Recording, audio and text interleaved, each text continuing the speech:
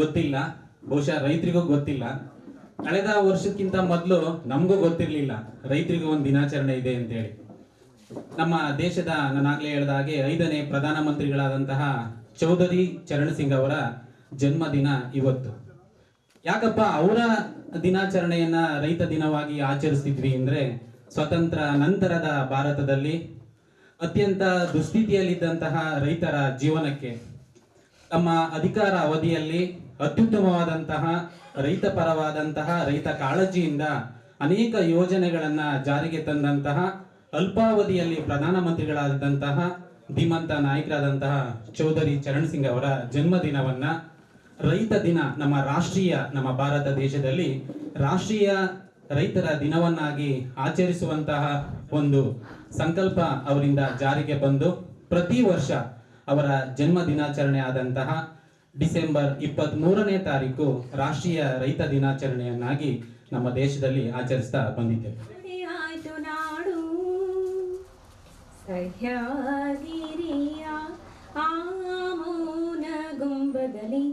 ಮೂರ್ತಿ ಬೆತ್ತ ಕಾಡು, ಪುಣ್ಯ ಕೃಷ್ಣೆಯ ತುಂಗಭದ್ರೆ ಕಾವೇರಿ ಹರಿವ ನಾಡು, ವಿವಿಧ ಬೆಳೆಸುಗಳ ತೆಂಗು ಹಲಸುಗಳ ಪುಲುಸವೀವ ನಾಡು, ಸಹ್ಯಾಗಿರಿಯ ಆ ಮೌನ ಗುಂಬದಲ್ಲಿ ಮೂರ್ತಿ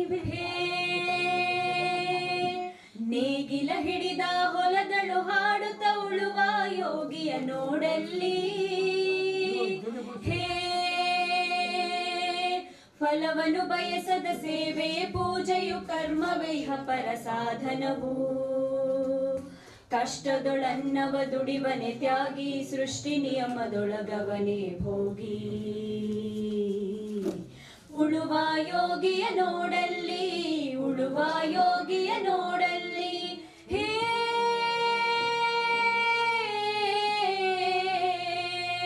ಆ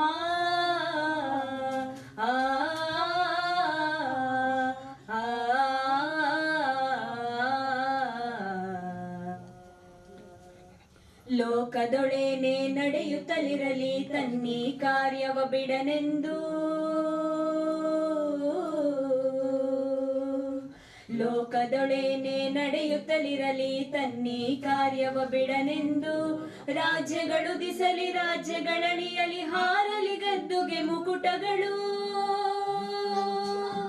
ರಾಜ್ಯಗಳು ದಿಸಲಿ ರಾಜ್ಯಗಳಣಿಯಲಿ ಹಾರಲಿ ಗದ್ದುಗೆ ಮುಕುಟಗಳು, ಮುತ್ತಿಗೆ ಹಾಕಲಿ ಸೈನಿಕರೆಲ್ಲ, ಮುತ್ತಿಗೆ ಹಾಕಲಿ ಸೈನಿಕರೆಲ್ಲ, ಬಿತ್ತುಳುವುದನವ ಬಿಡುವುದೇ ಇಲ್ಲ, ನಿರಿಸ ನಿದ ಪಮದ ಪಮ ಗರಿ ಗರಿಸ, ಬಿತ್ತುಳುವುದನವ ಬಿಡುವುದೇ ಇಲ್ಲ, ಉಳುವ ಯೋಗಿಯ ನೋಡಲ್ಲಿ, ಉಳುವ ಯೋಗಿಯ ನೋಡಲ್ಲಿ, ಹೇ ಯೋಗಿಯ ನೋಡಲ್ಲಿ, ಉಳುವ ಯೋಗಿಯ ನೋಡಲ್ಲಿ, ಆ ಆ ಆ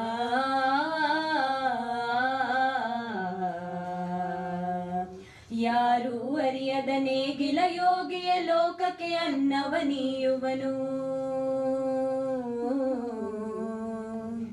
ಯಾರು ಅರಿಯದ ನೇಗಿಲ ಯೋಗಿಯ ಲೋಕಕ್ಕೆ ಅನ್ನವ ನೀಯುವನು, ಹೆಸರನ್ನು ಬಯಸದೆ ಅತಿ ಸುಖ ಕೆಡಸದೆ ದುಡಿವನು ಗೌರವ ಕಾಶಿಸದೆ, ನೇಗಿಲ ಕುಲದೊಳಗಡಗಿದೆ ಕರ್ಮ,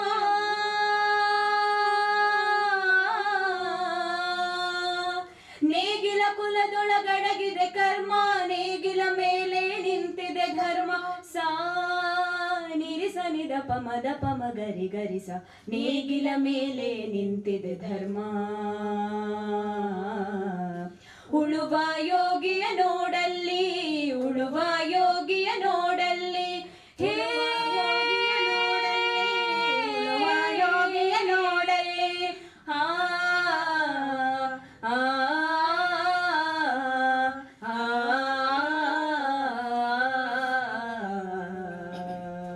ಉಳುವ ಯೋಗಿಯ ನೋಡಲ್ಲಿ, ಉಳುವ ಯೋಗಿಯ ನೋಡಲ್ಲಿ, ಹೇ ಯೋಗಿಯ ನೋಡಲ್ಲಿ, ಉಳುವ ಯೋಗಿಯ ನೋಡಲ್ಲಿ, ಉಳುವ ಯೋಗಿಯ ನೋಡಲ್ಲಿ, ಉಳುವ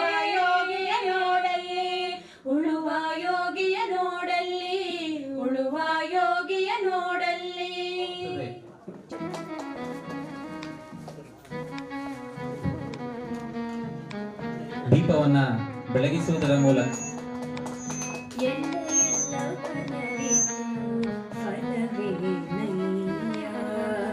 ಎಲ್ಲ ಎಲ್ಲವನರಿತು ಫಲವೇನಯ್ಯ ತನ್ನ ತಾನರಿಯಬೇಕಲ್ಲದೆ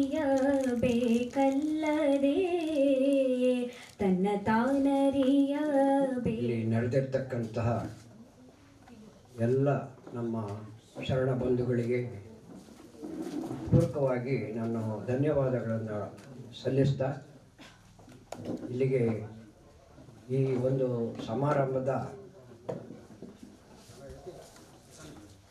ಸುಮಾರು 9 ಜನ ಸನ್ಮಾನವನ್ನು ಸ್ವೀಕರಿಸಲಿಕ್ಕೆ ದಯಮಾಡಿಸಿದ್ದಾರೆ.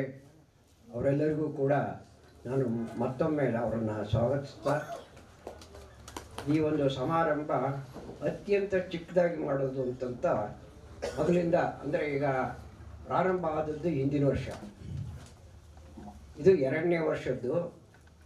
ನಾವು ಇದಕ್ಕೆ ಯಾರನ್ನ ಕರೆಸ್ಕೊಂಡ್ರೆ ಉತ್ತಮವಾದಂತಹ ಇದು ಫಲಿತಾಂಶ ಸಿಕ್ಕಬಹುದು ಅಂತ ಅಂದ್ಕೊಂಡು ನಮ್ಮ ಯುವಕ ಮಿತ್ರರು, ನನಗೂ ಕೂಡ ಖಂಡಿತ ಗೊತ್ತಿಲ್ಲ, ಯುವಕ ಮಿತ್ರರೇ ನಮ್ಮ ಈ ತಾಲೂಕಿನ ಅತ್ಯಂತ ಎತ್ತರವಾದ ಜಾಗದಿಂದ ಬಂದಂಥವರು. ಎಪ್ಪಯ್ಯರ ಮಹೇಶ್ವರಯ್ಯ,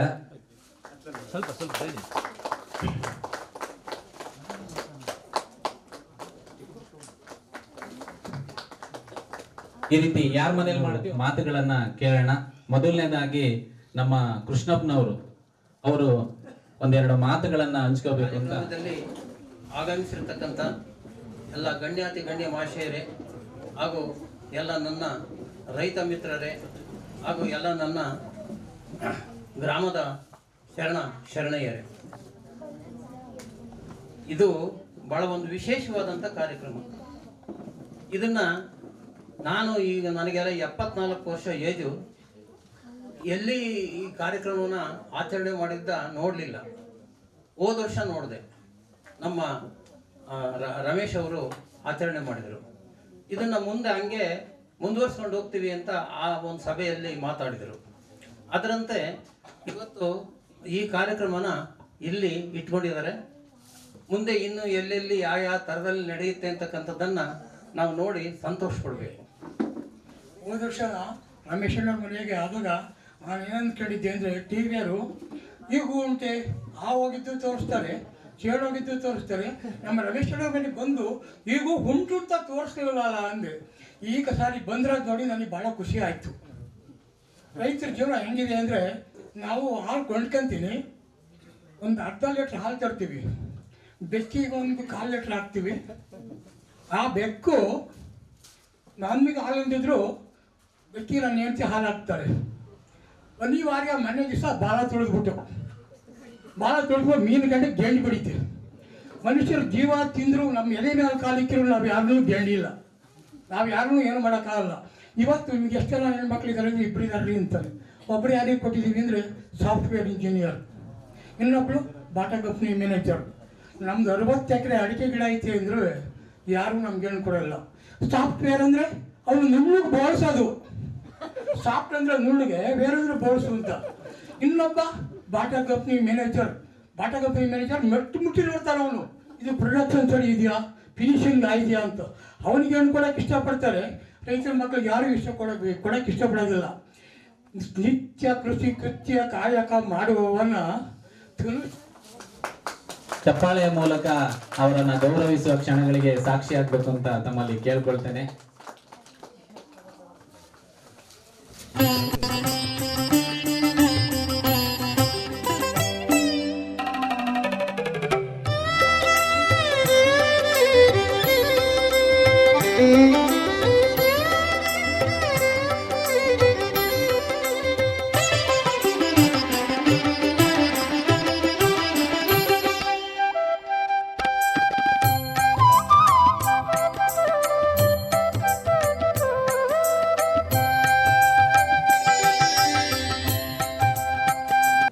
ಕಾರ್ಯಕ್ರಮದ ಸಾರ್ಥಕತೆಯನ್ನು ವೇದಿಕೆಯಿಂದ ಗಮನಿಸಿದ್ದು ಎರಡು ಹಂತದಲ್ಲಿ. ಒಂದು, ಸಿದ್ದಪ್ಪ ಮಾಸ್ಟರ್ ಪ್ರಾಸ್ತಾವಿಕ ನುಡಿಯನ್ನು ನುಡಿಯುವಾಗ ಕೆಲವರು ಕಣ್ಣಲ್ಲಿ ನೀರು ಬಂತು. ಬಹುಶಃ ಅದು ನಾನು ಸಾರ್ಥಕತೆ ಅಂತ ಭಾವಿಸಿದ್ದೇನೆ. ಎರಡನೇ ವಿಚಾರ ಏನು ಅಂದರೆ, ಈ ಕಾರ್ಯಕ್ರಮವನ್ನು ಸನ್ಮಾನ ಮಾಡಲಿಕ್ಕೆ ನೀವು ಆಹ್ವಾನಿಸಿರೋದಿದೆಯಲ್ಲ, ಇಬ್ಬರು ವ್ಯಕ್ತಿಗಳನ್ನು, ಅದು ತುಂಬ ಸೂಕ್ತವಾದ ವ್ಯಕ್ತಿಗಳನ್ನು ಆಹ್ವಾನಿಸಿದ್ದೀರ ಅಂತ ನಾನು ಭಾವಿಸಿದ್ದೇನೆ. ಅದಕ್ಕೆ ಸೂಕ್ತವಾದ ವ್ಯಕ್ತಿಗಳು. ನಾನು ಇಲ್ಲಿ ಹೇಳುವಂಥ ಸಮಯ ಕಡಿಮೆ ಇದೆ. ಹೇಳುವಂಥ ವಿಚಾರ ಇದಕ್ಕೆ ಸಂಬಂಧಪಡದೇ ಇರೋದು ಅಂತ ಅನಿಸಿದ್ರು ಕೂಡ ಸಂಬಂಧ ಇದೆ ಅನ್ನೋ ವಿಚಾರದಲ್ಲೇ ಹೇಳ್ತೇನೆ. ನಾನು ಮೈಸೂರಲ್ಲಿ ಓದ್ಕೊಂಡು ವಾಪಸ್ ಬಂದಾಗ ನನ್ನ ಸೋದರ ಮಾವ ಸತ್ತು ಹೋಗಿದ್ರು. ಅವ್ರನ್ನ ನಮ್ಮಲ್ಲೇನಾಗಿ ಆಗಿನ ಫೋನು ಮತ್ತೊಂದು ಮೊಬೈಲ್ ಯಾವುದು ಇರಲಿಲ್ಲ. ಆಗ ಹಿಂಗೆ ಯಾರೋ ವ್ಯಕ್ತಿನ ಕಳಿಸ್ಬಿಟ್ಟು ಹಿಂಗೆ ಸತ್ತೋಗಿದ್ದಾರೆ ಅಂತ ವಿಷಯ ತಿಳಿಸೋವಂಥದ್ದು ಇದೆಯಲ್ಲ, ಅದು ಎಲ್ಲ ಕಡೆಗೆ ಇದ್ದಿದ್ದು. ಆ ವ್ಯಕ್ತಿ ಬಂದು ಹೇಳಿದಾಗ ನಮ್ಮಮ್ಮ ಏನು ಮಾಡಿದರು ಅಂದರೆ, ಅದರಿಗೆ ಎಂಥ ಸತ್ಕಾರ ಮಾಡಿ ಕೃಷಿಯನ್ನ ತುಂಬಾ ಅತ್ಯುತ್ತಮ ರೀತಿಯಲ್ಲಿ ವೈಜ್ಞಾನಿಕವಾಗಿ ಮತ್ತೆ ಸಾಂಪ್ರದಾಯಿಕವಾಗಿ ಎರಡನ್ನ ಮೇಳೈಸ್ಕೊಂಡು ತುಂಬಾ ಚೆನ್ನಾಗಿ ನಮ್ಮ ಯುವಕರು ರೈತರ ಕೆಲಸವನ್ನ ಕೃಷಿಯನ್ನ ಮಾಡ್ತಾ ಇದ್ದಾರೆ. ನಮ್ಮ ಮಂಜಣ್ಣನವರು, ನಮ್ಮ ಸಿದ್ದರಾಮಯ್ಯನವರ ಮಗ, ಬರ್ರಿ ಮಂಜಣ್ಣ, ಒಂದೆರಡು ಮಾತಾಡಬೇಕು ಅಂತ ಕೇಳ್ಕೊಂಡೆ. ಇವತ್ತಿನ ಒಂದು ರೈತರ ಸಂಭ್ರಮ ಆಚರಣೆ ಅಂತ ನನಗೆ ಅನಿಸ್ತಾ ಇದೆ. ಇವತ್ತಿನ ದಿನ ಎಲ್ಲ ನಮ್ಮ ಹಿರಿಯ ರೈತರಿಗೆ ಮತ್ತೆ ಮುಖ್ಯ ಅತಿಥಿಗಳಿಗೆ ನಾನು ನಮಸ್ಕಾರ ಮಾಡ್ತಾ ಇದ್ದೀನಿ. ತುಂಬ ಅದ್ಭುತವಾದ ಒಂದು ಕಾರ್ಯಕ್ರಮ ಇದು. ಪ್ರತಿಯೊಬ್ಬರಿಗೂ ಪ್ರತಿ ಕಡೆನೂ ಕೂಡ ಆಗಲೇಬೇಕು ಈ ಥರ ಸನ್ಮಾನಗಳು. ಏಕೆಂದರೆ ಎಷ್ಟು ವರ್ಷ ಎಷ್ಟು ಕಷ್ಟಪಟ್ಟು ದುಡಿಮೆ ಮಾಡಿದ್ರು ಕೂಡ ರೈತರಿಗೆ ಯಾರೂ ಕೂಡ ಗುರ್ತಿಸ್ತಾನೆ ಇರಲ್ಲ. ಹಾಗಾಗಿ ಇದೊಂದು ಏನು ಕಾರ್ಯಕ್ರಮ ಇದೆ, ತುಂಬ ಅದ್ಭುತವಾದ ಕಾರ್ಯಕ್ರಮ. ಇಲ್ಲಿ ಪ್ರತಿಯೊಬ್ಬ ಹಿರಿಯ ಜೀವಿಗಳಿಗೆ, ಹಿರಿಯ ರೈತರಿಗೆ, ತುಂಬ ಚಿಕ್ಕ ವಯಸ್ಸಿನಿಂದನೂ ಕಷ್ಟಪಟ್ಟು ದುಡ್ದಿರೋ ಅಂಥವ್ರಿಗೆ ಒಂದು ಅದ್ಭುತವಾದ ಸನ್ಮಾನ ಇಲ್ಲಿ ನಡೀತಾ ಇರೋ ಅಂಥದ್ದು ತುಂಬ ಖುಷಿ ಕೊಡ್ತಾ ಇದೆ. ಜೊತೆಗೆ ಇವತ್ತು ರೈತರ ಕೆಲಸಕ್ಕಿಂತ ಅದ್ಭುತವಾದ ಕೆಲಸ ಬೇರೆ ಯಾವುದೂ ಕೂಡ ಇಲ್ಲ ಅಂತ ನನಗೆ ಅನಿಸುತ್ತೆ. ಅದನ್ನು ನಾವು ಸರಿಯಾದ ರೀತಿನಲ್ಲಿ ಮಾಡಿದರೆ ಎಲ್ಲ ಕೆಲಸಗಳಲ್ಲಿ ಏನು ನಾವು ದುಡಿಮೆ ಮಾಡ್ತೀವಿ ಅದೆಲ್ಲದಕ್ಕಿಂತ ಅತ್ಯಧಿಕವಾಗಿ ನಾವು ಇದರಲ್ಲೂ ಕೂಡ ಒಂದು ದುಡಿಮೆನ ಗಳಿಸ್ಬೋದು ಅನ್ನೋದು ನನ್ನ ಅಭಿಪ್ರಾಯ ಇದೆ. ಇವತ್ತಿನ ಒಂದು ಕಾಲ ಏನಿದೆ, ಟೆಕ್ನಾಲಜಿ ಇರೋಂಥ ಒಂದು ಕಾಲ. ಆದ್ರೆ ಟೆಕ್ನಾಲಜಿ ಎಲ್ಲದನ್ನು ಕೂಡ ಸರಿಯಾದ ರೀತಿಯಲ್ಲಿ ಬಳಕೆ ಮಾಡಿಕೊಂಡು ನಮ್ಮ ಯುವ ಆಯ ಮಾಡಿಸೋದಿರ್ಬೋದು, ಅದರ ಅಳತೆ ಇರ್ಬೋದು, ಮರದ ಲೆಕ್ಕ ನಮ್ಗೆ ಯಾರಿಗೂ ಬರೋದೇ ಇಲ್ಲ. ಮ್ಯಾಥಮೆಟಿಕ್ಸ್ MSc ಮಾಡಿದ್ರು ಕೂಡ ಮರವನ್ನ ಹೆಂಗ್ ಲೆಕ್ಕ ಹಾಕ್ಬೇಕು ಅಂತ ಬರಲ್ಲ. ಅದನ್ನ ತುಂಬಾ ಅಚ್ಚುಕಟ್ಟಾಗಿ πr², ಆ ಗಣಿತದ ಇದನ್ನ ಬಹಳ ಸೂಕ್ಷ್ಮವಾಗಿ ಅವರು ಇದು ಮಾಡ್ತಾರೆ. ನಾವು ನಿಮಗೆ ಕೂಡ ಕಲಿಸಿದ್ರು ಮೊನ್ನೆ.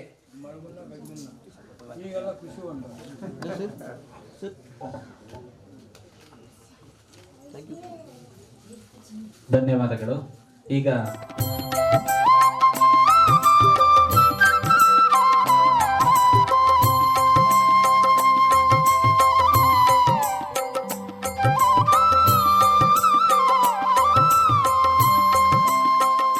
ಕುಮಾರ್ ಅವರು, ಧನ್ಯವಾದಗಳು. ಇವರೆಲ್ಲರೂ ಕೂಡ ಇವತ್ತು ಕೂಡ ಇದ್ದಾರೆ. ಅವ್ರ ಮನೆಗೆ ಹೋದಂತ ಸಂದರ್ಭದಲ್ಲಿ ಉರುಳಿಯನ್ನ ಕಿತ್ತು ಹಾಕಿದ್ರು. ಆ ತರದ ಬೆಳೆಗಳನ್ನ ಬೆಳೆಯುವಂತದ್ದು ತುಂಬಾ ಅಪರೂಪ. ಸಾಂಪ್ರದಾಯಿಕ ಬೆಳೆಗಳನ್ನ ಉಳಿಸ್ಕೊಂಡು ಬೆಳೆಸ್ಕೊಂಡು ಬರ್ತಾ ಇದ್ದಾರೆ ಹಾಲಸ್ವಾಮಿ ಅವರು ಕೂಡ ನಾವು ನಮ್ಮ ಗೌರವಕ್ಕೆ ತುಂಬಾ ಧನ್ಯವಾದ. ಅಕ್ಷರ ಸಹೃದಯ ಸನ್ಮಿತ್ರ ಸಮೂಹ ಸಾಣೇಹಳ್ಳಿ ರಾಷ್ಟ್ರೀಯ ರೈತ ದಿನಾಚರಣೆ ಅಂಗವಾಗಿ ಈ ದಿನ ನಾವು ಈ ಕಾರ್ಯಕ್ರಮವನ್ನು 2ನೇ ವರ್ಷದವರೆಗೆ ಹಮ್ಮಿಕೊಂಡಿದ್ದೇವೆ. ಕಳೆದ ವರ್ಷ ನಮ್ಮ ಉಪನ್ಯಾಸಕರ ರಮೇಶ್ ಅವ್ರ ಮನೆಯಲ್ಲಿ ಪೂರ್ವಭಾವಿಯಾಗಿ ನಾವು, ರಮೇಶ್, ಸತೀಶ್, ಸಿದ್ದಪ್ಪ ಮಾಸ್ಟರ್ ಎಲ್ಲ ಕೂತ್ಕೊಂಡು ಇಂಥ ಕಾರ್ಯಕ್ರಮ ಮಾಡಬೇಕು ಅಂತೇಳಿ ಇದು ಮಾಡಿದಾಗ ಎಲ್ಲರೂ ತುಂಬ ಸಂತೋಷದಿಂದ ಒಪ್ಪಿ ಈ ಕಾರ್ಯಕ್ರಮನ ಆಯೋಜಿಸಿದ್ದು. ಕಳೆದ ವರ್ಷವೂ ತುಂಬ ಚೆನ್ನಾಗಿ ಅದ್ಭುತವಾಗಿ ಕಾರ್ಯಕ್ರಮ ಮೂಡಿ ಬಂತು. ಅದೇ ರೀತಿ ಈ ವರ್ಷವೂ ನಮ್ಮ ಚಂದ್ರಣ್ಣ, ಸ್ವಾಮಣ್ಣ, ಹಾಲಸ್ವಾಮಿ, ನಾಗರಾಜಣ್ಣ, ವೀರಯ್ಯ, ದೇವೇಂದ್ರ ಚಿಕ್ಕಣ್ಣ, ರೇವಣ್ಣ ಮತ್ತು ವೀರಭದ್ರಯ್ಯ, ಚಂದ್ರಪ್ಪ ಮತ್ತು ಮಂಜು ಇಂಥ ಒಳ್ಳೆಯ ಅದ್ಭುತವಾದ ರೈತರನ್ನ ಈ ಸರಿ ಆಯ್ಕೆ ಮಾಡಿದ್ದೇವೆ. ಹಾಗೆ ಇವ್ರ ಜೀವನದಲ್ಲಿ ಯಾವತ್ತೂ ಒಂದು ಸನ್ಮಾನ ಮತ್ತು ಒಂದು ಇಂಥ ಕಾರ್ಯಕ್ರಮದಲ್ಲಿ ಇದನ್ನು ಪಡೆದೇ ಇರೋಂಥ ಕಾರ್ಯಕ್ರಮದಲ್ಲಿ ಇವರಿಗೆ ತೀರ್ಮಾನ ಮಾಡಿಬಿಟ್ಟು ಇವರಿಗೆ ಸನ್ಮಾನವನ್ನು ಮಾಡಿದ್ದೇವೆ. ಅವರ ಕಣ್ಣಲ್ಲಿ ತುಂಬ ಹೃದಯದ ಪುಷ್ಪಗಳನ್ನು ಎಲ್ಲವನ್ನ ಮಾಡಿರ್ತಕ್ಕಂಥ ನಮ್ಮ ಯುವ ರೈತರ ಆದಷ್ಟು ಬೇಗ ಮುಂದಿನ ರೈತ ದಿನಾಚರಣೆಯೊಳಗೆ ಅವರ ಒಂದು ವಿವಾಹವಾಗಲಿ ಅಂತ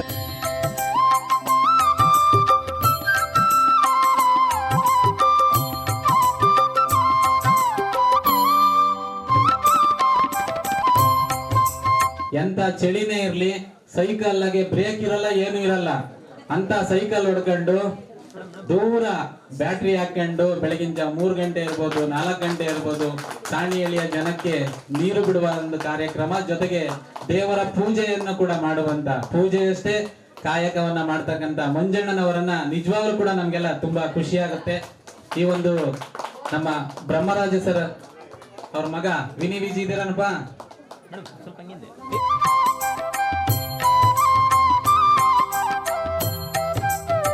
ಯಾಂತ್ರಿಕ ಕೆಲಸ, ಎಲ್ಲ ಕೆಲಸಗಳು ಹೇಗೋ ಅದು ಒಂದು ಕೆಲಸ ಅನ್ನೋ ರೀತಿ ಕಂಡ್ಕೊಂಡಿದ್ವಿ. ಬಟ್ ಬೆಳೀತಾ ಬೆಳೀತಾ ಗೊತ್ತಾಗಿದ್ದು ಅಷ್ಟೇ, ರೈತರಾಗ್ತಕ್ಕಂಥ ಪುಣ್ಯ ಬಹಳ ಬಹಳ ಜನ್ಮದ ಪುಣ್ಯದ ಫಲ ಅದು. ಇವತ್ತಿನ ಕಾಲಘಟ್ಟದಲ್ಲಿ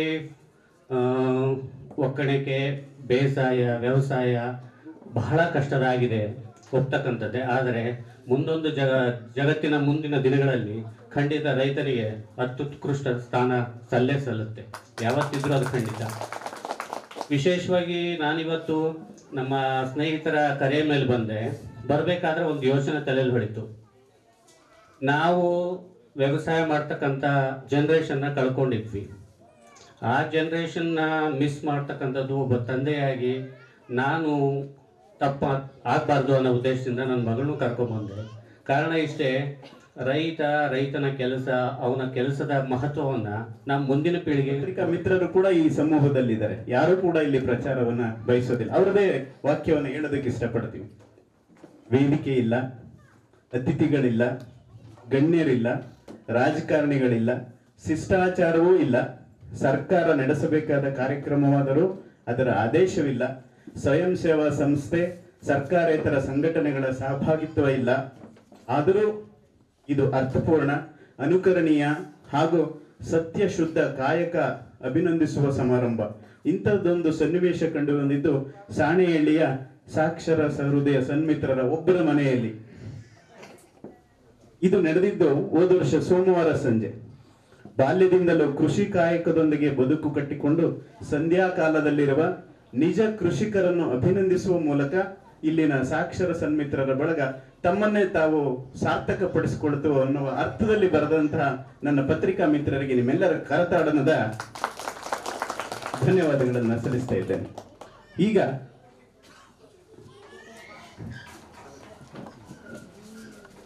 ಹೋದ ವರ್ಷ ನಮಗೆ ತುಂಬಾ ಬೇಸರದ ಸಂಗತಿ ಅಂತ ಹೇಳಿದ್ರೆ, ಹೋದ ವರ್ಷ ನಾವು ಮುದ್ದಜ್ಜರಿಗೆ ಸನ್ಮಾನ ಮಾಡಬೇಕಾಗಿತ್ತು, ಅವ್ರು ಕರ್ಕೊಂಡು ಬರ್ಬೇಕಾಗಿತ್ತು, ಬರ್ಲಿಲ್ಲ.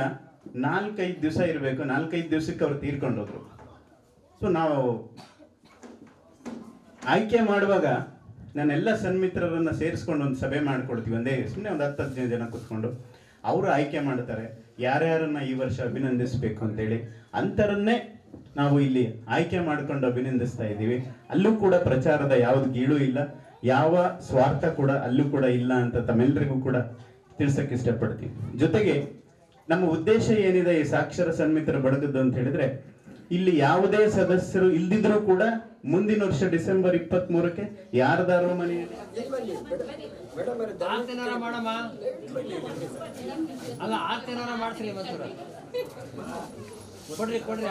ಮಾಡ್ಲಿ.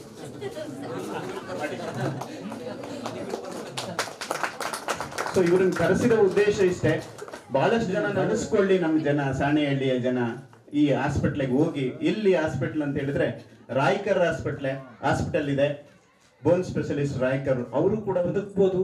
ಫುಡ್ಡು, ಕ್ಲೋತು, ಶೆಲ್ಟರು, ವಾಟರು ಇವೆಲ್ಲ ಬೇಕೇ ಬೇಕು. ಸೊ ನಮಗೆ ಫುಡ್ಡನ್ನು ಕೊಡ್ತಕ್ಕಂಥವ್ರು ರೈತರು. ಹಾಗಾಗಿ ಬೇಸಿಕ್ ರಿಕ್ವೈರ್ಮೆಂಟ್ ಅದು ಯಾವತ್ತಿಗೂ ರೈತರಿಗೆ ಡಿಮ್ಯಾಂಡ್ ಇರುತ್ತೆ. ಬಟ್ ಈಗ ಏನಾಗಿದೆ, ಅದೇ ನೀವು ಹೇಳ್ದಂಗೆ ಈಗ ಕೆಮಿಕಲ್ ಫರ್ಟಿಲೈಸರ್ ಏನೋ ಒಂದು ಯೂಸ್ ಮಾಡಿ ಸಾಯಿಲ್ ತನ್ನ ಕಂಟೆಂಟ್ ಕಳ್ಕೊತಾ ಇದೆ ಅಂತ ನಾನು ಹೇಳ್ತೀನಿ. ಇವಾಗ ನೋಡಿ, ನಮಗೆ ಆಹಾರ ಚಕ್ರ ಅಂತ ಇದೆ, ಫುಡ್ ಸೈಕಲ್ ಅಂತ ನಾವು ಹೇಳ್ತೀವಿ.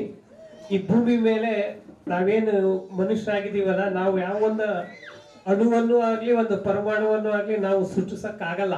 ಈ ಭೂಮಿನಲ್ಲೇ ಇರುತ್ತೆ. ಅದು ಒಂದು ಚಕ್ರ, ಸೈಕಲ್ ಅಂತ ನಾವು ಹೇಳ್ತೀವಿ. ಸೈಕಲ್ ರೀತಿಲಿ ಅದು ತಿರುಗ್ತಾ ಇರುತ್ತೆ. ಸೊ ಇವಾಗ ಫುಡ್ ಸೈಕಲ್ ಅನ್ನೋದು ಅಂತ ಒಂದು ಚಕ್ರ, ಆಹಾರ ಚಕ್ರ ಅಂತ ಫುಡ್ ಸೈಕಲ್ಲು. ಇವಾಗ ಆ್ಯಕ್ಚುಲಿ ಆಹಾರದ ಮೂಲ ಯಾವುದು ಅಂದರೆ ಮಣ್ಣು ಎದರಿಂದ ಆಗಿದೆ ಅಂದ್ರೆ ಕಲ್ಲಿಂದ ಆಗಿದೆ ಮಣ್ಣು. ಈ ನಮ್ಮ ಭೂಮಿನಲ್ಲಿ ಒಂದು ಲಿಥೋಸ್ಪಿಯರ್ ಅಂತ ನಾವು ಹೇಳ್ತೀವಿ, ಆ ಕಲ್ಲಿಂದ ಮಣ್ಣು ಆಗಿದೆ. ಮಣ್ಣಾಗೋದಕ್ಕೆ ಕೋಟಾಂತರ ವರ್ಷದಲ್ಲಿ ಅದು ಮಣ್ಣಾಗಿ ಕನ್ವರ್ಟ್ ಆಗಿರುತ್ತೆ. ಸೊ ಒಂದು ಮಣ್ಣಿನ ಕಣ ಅಂದ್ರೆ ಆ ಮಾಲೆಕ್ಯೂಲ್ ಅಣು ಅಂತ ನಾವೇನ್ ಹೇಳ್ತೀವಿ, ಅದನ್ನ ನಾವು ಕೆಮಿಕಲಿ ಇರುತ್ತೆ. ಆದ್ರೆ ನಮ್ಮ ಜೊತೆಗೆ ಇರ್ತಾರಲ್ಲ ಅವ್ರು ನಮಗೆ ಸಹಕಾರ ಕೊಡ್ತಾ ಇಲ್ಲ. ಇದು ಏನಾಗಿದೆ ಅಂದ್ರೆ ವ್ಯವಸಾಯ ಅಂತ ಆಗ್ಬಿಟ್ಟಿದ್ದು, ನೀನ್ ಸಾಯ ನಾನ್ ಸಾಯ ಮಂದೆಲ್ಲ ಸಾಯ ಅಂತ ಬಂದ್ಬಿಟ್ಟಿದೆ. ಇದು ತಪ್ಪು. ಇದು ಹೋಗ್ಬೇಕು ಅಂದ್ರೆ ಮುಂಚೆ ಇದ್ರಲ್ಲ ವ್ಯವಸಾಯ, ಅದು ವ್ಯವಸಾಯ ಅಲ್ಲ, ಸಹಾಯ. ನೀನ್ ಸಹಾಯ ನಾನ್ ಸಹಾಯ ಮಂದೆಲ್ಲ ಸಹಾಯ, ಎಲ್ಲರೂ ಸಹಾಯ ಮಾಡಿದ್ರೆ ಇವತ್ತು ಕೂಡ ವ್ಯವಸಾಯ ಲಾಸ್ ಆಗದೇ ಇಲ್ಲ. ನಾವೇನ್ ಮಾಡ್ತೀವಿ ಅಂದ್ರೆ ಒಬ್ಬ ಇದು ವ್ಯವಸಾಯ ಒಂದು ಕಸುಬು. ಆ ಕಸುಬು ಒಬ್ಬ ಕಮ್ಮಾರ, ಒಬ್ಬ ಕಸುಬಿಗೆ ಅವ್ನಿಗೆ ಏನೇನ್ ಬೇಕು? ಕಮ್ಮಾರಿಗೆ ಇದು ಎಂದದು ಅಡಿಗಲ್ ಬೇಕು, ಅದು ಮುಖ್ಯ. ಅವನಿಗೆ ಸುತ್ತಿಗೆ ಬೇಕು. ಒಬ್ಬ ಕುಂಬಾರ್ಗೆ ಏನ್ ಬೇಕು? ಮಣ್ಣು ಬೇಕು, ತಟ್ಟದು ತಟ್ಕೊಂತಾರಲ್ಲ, ಅದಕ್ಕೆ ಕೇಳ್ತಾರೆ ರಾಜ್ಗೆ ಉಣ್ಣಾದ್ರೆ ಕೆರ್ಕಂದು ಗಾಯ ಆದ್ರೆ ಉಣ್ ಮಾಡ್ಕೊಂಡಂತೆ, ಕುಂಬಾರ್ಗೆ ಗಾಯ ಆದ್ರೆ ತಟ್ಕೊಂಡು ವೈನ ಮಾಡ್ಕೊಂಡಂತೆ. ಅದಕ್ಕೆ ತಟ್ಟದು ಅವನಿಗೆ ಬಹಳ ಮುಖ್ಯ. ಹಂಗೆ ಪ್ರತಿಯೊಬ್ಬರಿಗೂ ಕೂಡ ಒಂದೊಂದಕ್ಕೆ ಒಂದೊಂದು ಕಸುಬಿಗೆ ಒಂದೊಂದು ಇದದ ಆಧಾರಗಳು. ಅದನ್ನ ನಮ್ಮ ರೈತ ಏನ್ ಮಾಡ್ತಾನೆ ಅಂದ್ರೆ ಆಧಾರ ಬಿಟ್ಬಿಡುದಾನೆ. ಆಧಾರ ಬಿಟ್ಟ ಮೇಲೆ ಹೆಂಗ್ ರೈತ ಆಗುತ್ತೆ? ಪ್ರಯತ್ನ ಮಾಡಿ ಅವನು ಅವಧಾನ ಆಗಿಬಿಡ್ತಾನೆ. ಆಧಾರಗಳು ಬೇಕು ನಮ್ಗೆ. ಯಾರ ಮನೆಗೂ ಆಧಾರಗಳಿಲ್ಲ. ರೈತ ಆಧಾರ ಜ್ಞಾನ ಕೇಂದ್ರ ಅಂತ ಇದೆ, ಅಲ್ಲಿ ಅವರು ಹೋದ್ರೆ ಸಲಹೆಗಳನ್ನು ಕೂಡ ಉಚಿತವಾಗಿ ಕೊಡ್ತಾರೆ, ಅದನ್ನು ಬಳಸ್ಕೋಬಹುದು ಅಂತ. ಅದು ಕೂಡ ತುಂಬ ಕಷ್ಟದ ಕೆಲಸ. ಅದು ಸಾಧಾರಣ ವಿಷಯ ಅಲ್ಲ. ಈ ಯೋಚನೆ ಬಂದಿದೆಯಲ್ಲ, ಅದಕ್ಕೆ ಒಂದು ಮಂಡಳಿ, ಒಂದು ಸಂಸ್ಥೆಯನ್ನು ಮಾಡಿದಾರಲ್ಲ, ಆ ಆಡಳಿತ ಮಂಡಳಿಯ ಅಥವಾ ಎಲ್ಲ ಸದಸ್ಯರಿಗೂ ಕೂಡ ಹೃತ್ಪೂರ್ವಕವಾಗಿ ಅಭಿನಂದಿಸಲಿಕ್ಕೆ ಇಷ್ಟಪಡ್ತೀನಿ. ನಾನು ಈಗಾಗಲೇ ಘೋಷಣೆ ಮಾಡಿದರೆ ನಾನು ಈ ಸಂಘದ ಜೊತೆಗೆ ಕೆಲಸ ಮಾಡೋಕ್ಕೆ ನನಗೆ ಇಷ್ಟ ಇದೆ, ನಾನು ಅದನ್ನು ಒಪ್ತೀನಿ. ಎಲ್ಲರೂ ರೈತರ ಬಗ್ಗೆ, ಅವರ ಜೀವನದ ಬಗ್ಗೆ, ಅವರ ಸಾಧನೆಯ ಬಗ್ಗೆ, ರೈತಾಪಿ ಜನಗಳು ನಮಗೆ ನಮ್ಮ ಜೀವನದಲ್ಲಿ ಎಷ್ಟು ಮುಖ್ಯ ಅನ್ನುವಂಥ ಸಂಗತಿಗಳನ್ನು ಮಾತಾಡಿದ್ದಾರೆ. ಅದ್ರ ಬಗ್ಗೆ ನಾನೇನು ಮಾತಾಡಕ್ಕೆ ಹೋಗಲ್ಲ. ಇಷ್ಟು ಹೇಳ್ತೀನಿ, ರೈತ ಭಾರತದ ಬೆನ್ನೆಲುಬು. ಅದು ನಮ್ಮೆಲ್ಲರಿಗೂ ಗೊತ್ತಿರೋವಂಥ ವಿಷಯ. ಅದು ರೈತ ಇಲ್ಲದೆ ಇದ್ದರೆ ಬದುಕೇ ಇಲ್ಲ ಅಂತ ಹೇಳ್ಬೋದು ನಾವು. ಒಂದು ಅರ್ಥದಲ್ಲಿ ಹೇಳೋದಾದರೆ ರೈತರ ಜೀವನ ಅಥವಾ ರೈತರ ಜೀವನದೊಂದಿಗೆ ನಮ್ಮೆಲ್ಲರ ಜೀವನ ಮಿಳಿತವಾಗಿದೆ ಅನ್ನುವಂಥ ಮಾತನ್ನು ಹೇಳ್ಬೋದು. ಆದರೆ ಈ ಪ್ರಪಂಚಕ್ಕೆ 3 ಸಂಗತಿಗಳು ಇವತ್ತವರೆಗೂ ದೊರೆತೇ ಇಲ್ಲ. ಅವೆಲ್ಲ ಸ್ಟ್ರಗಲ್ ಮಾಡ್ತಾ ಇದ್ವಿ, ಅಂದರೆ ಹೋರಾಟ ಮಾಡ್ತಾ ಇದ್ವಿ. ನಿಮ್ಮ ಸೇವೆ ನಮ್ಮ ಹರಸಿರಿ, ಮರೆತರೂನು ಎಲ್ಲರನ್ನೂ ಸಲಹುತ್ತಿರುವಿರಿ, ಮರೆಯದಂತೆ ನಿಮ್ಮ ಸೇವೆ ನಮ್ಮ ಹರಸಿರಿ, ನಮ್ಮ ಹರಸಿರಿ.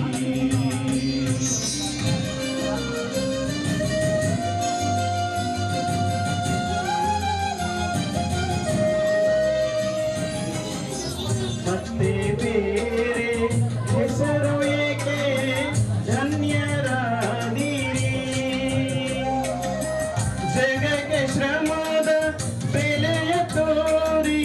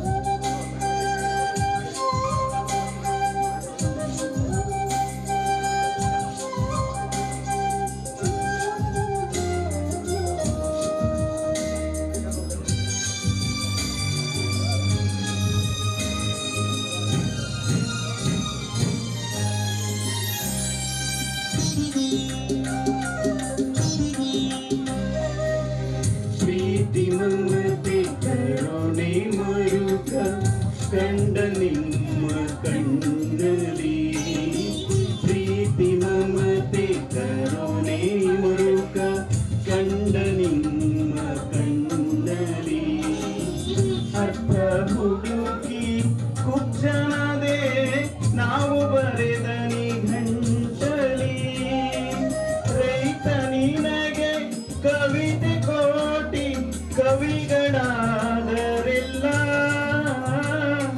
ರೈತ ನಿನಗೆ ಕವಿತೆ ಕೋಟಿ ಕವಿಗಳಾದರೆಲ್ಲ ಕೋಟಿಯಲ್ಲಿ ಒಬ್ಬರು ಹೆಗಲು ನೀಡಲಿಲ್ಲ ಮರೆಯದಂತೆ ನಿಮ್ಮ ಸೇವೆ ನಮ್ಮ ಹರಸಿರಿ ಮರೆಯದಂತೆ ನಿಮ್ಮ ಸೇವೆ ನಮ್ಮ ಹರಸಿರಿ ಮರೆತರೂ ಎಲ್ಲರನ್ನೂ ಸಲಹುತ್ತಿರುವಿರಿ ಸಲಹುತ್ತಿರುವಿರಿ ಸಲಹುತ್ತಿರುವಿರಿ ಸಲಹುತ್ತಿರುವಿರಿ ನಮ್ಮ ಹರಸಿರಿ ನಮ್ಮ ಹರಸಿರಿ ನಮ್ಮ ಹರಸಿರಿ ಕೇಳ್ಕೊಳ್ತೇನೆ.